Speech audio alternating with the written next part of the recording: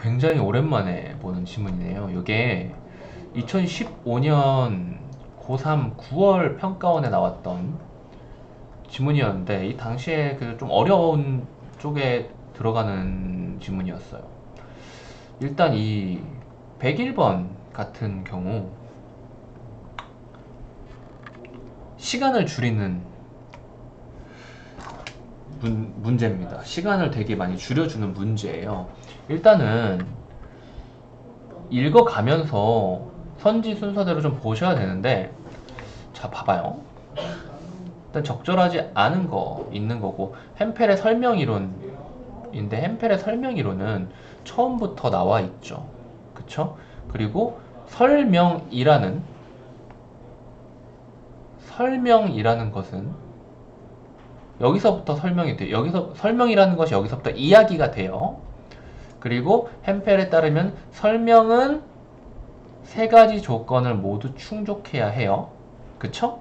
그리고 1번 선지, 어떤 것이 건전한 논증이면 그것은 반드시 설명이다라고 했는데, 자, 설명은 어, 조건 1, 조건 2, 조건 3을 충족시키면은 그것은 설명인 거예요. 그쵸? 세 개를 모두 충족을 시켜야 됩니다. 건전한 논증은 어디 있나요? 조건 3이 바로 건전한 논증이죠. 그러면은 건전한 논증이면 설명일까요? 요 두 녀석은 되는 건가요? 그렇게 해서 단순하게 답을 체크해도 이게 맞아요. 그런데 이제 이때에 비해서 지금 세월이 조금 흘렀잖아요. 세월이 조금 흘러서 어떤 식으로까지 나올 수가 있냐면, 그렇다면 건전한 논증이라는 것 안에 조건 1과 조건 2가 포함이 되어 있는가라는 거죠. 그렇다면은 건전한 논증이라는 것을 만족을 시키면 그것은 설명이라는 말이 맞는 말이 되긴 해요. 하지만 이렇게 되기가 굉장히 힘든 게, 굳이 조건을 3개를 걸어놓고 조건 세 번째에 건전한 논증을 해야만 이 설명에 대해서 제대로 서술할 수 있어서 이렇게 이야기를 한 거일 텐데, 조건 1과 조건 2가 건전한 논증에 과연 포함이 될까? 반드시 포함이 될까? 아니라는 거지. 그래서 읽어보면, 자, 설명의 세 가지 조건 중에 첫 번째는 설명항에는 모든 사람은 죽는다처럼 보편법칙 또는 보편법칙의 역할을 하는 명제가 하나 있어야 하고요. 둘째, 보편법칙이 구체적으로 적용되는 맥락을 나타내는 소크라테스는 사람이다와 같은 선행 조건이 설명하기에 하나 이상 있어야 한다라고 했어요. 그리고 건전한 논증은 무엇일까요? 건전한 논증은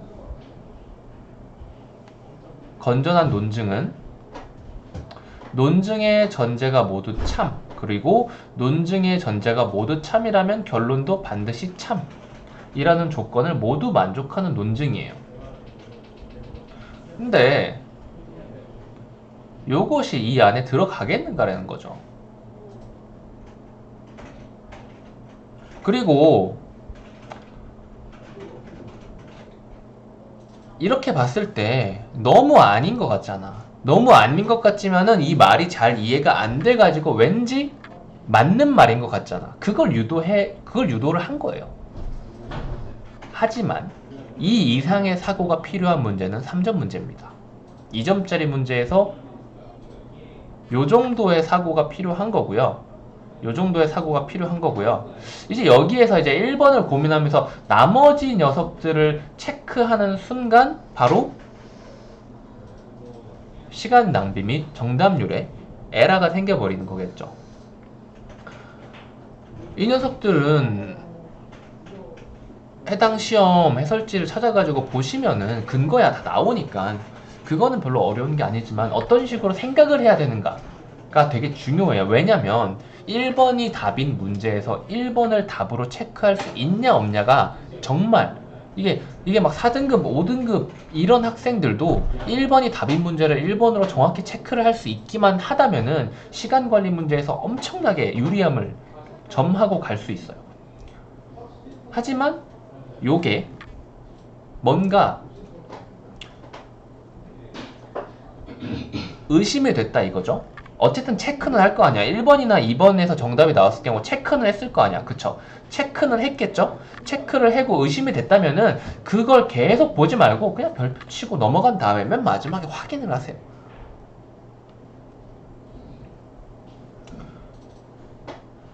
그게 훨씬 좋습니다. 일단은 이 문제 해설은 여기까지지만 나머지 선지에 대한 설명도 조금은 필요하겠죠.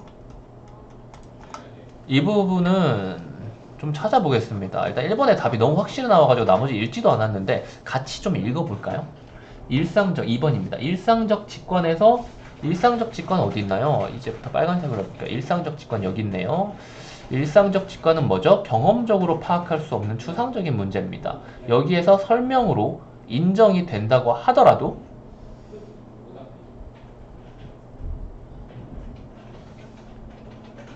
여기 있죠? 인정되더라도 설명이 아니라고 판단해야 하는 경우가 있다. 이런 식으로 이런 문제, 이런 단순한 내용일치 문제는 이렇게 제시가 된다고요. 그쵸? 3번 어떤 것이 설명이라면 설명항에 포함되는 명제들은 반드시 참이다. 이거 뭐였죠? 이거 1번에서 말했던 건전한 논증의 조건이었죠. 건전한 논증은 뭐였어요? 건전한 논증은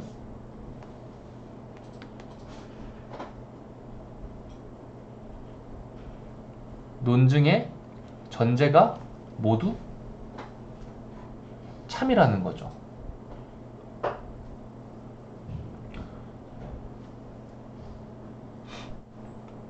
그리고 여기서 설명항과 피설명항의 이야기를 하면 이 부분을 보시면 설명을 하는 부분이 설명항은 전제에 해당한다라고 하는 거죠. 그렇다는 말은 논증의 전제가 모두 참이라는 말은 설명항에 나와 있는 전제는 설명항에 나와 있는 명제는 모두 참이라는 말이죠.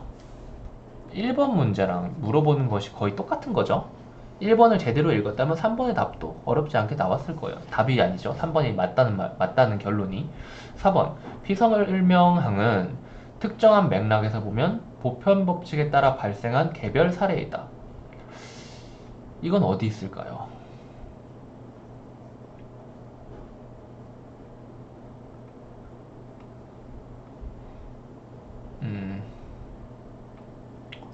여기 있을까요?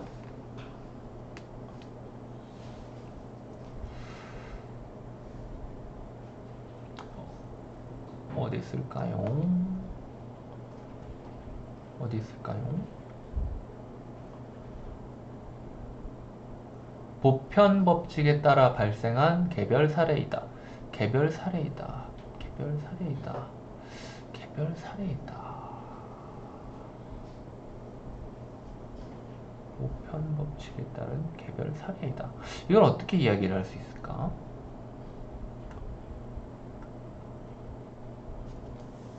여기 있네요. 보편 법칙의 개별 사례로서 마땅히 일어날 만한 일이 바로 피설명항, 햄펠의 설명이론에서의 피설명항의 이야기죠.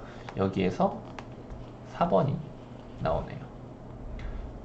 그리고 5번 어떤 것이 설명이라면 피설명항은 반드시 설명항에서 논리적으로 도출된다. 이거 뭐죠?